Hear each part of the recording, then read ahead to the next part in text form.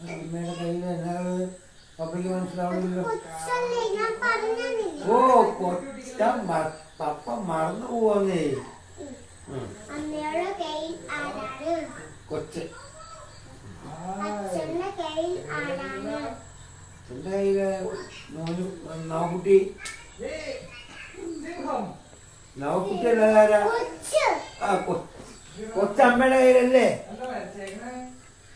അച്ഛന്റെ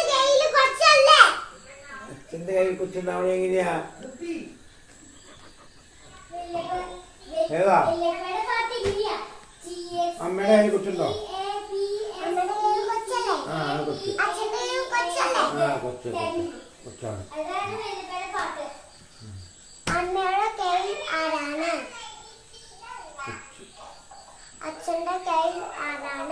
അച്ഛൻ്റെ കയ്യില് കുട്ടി.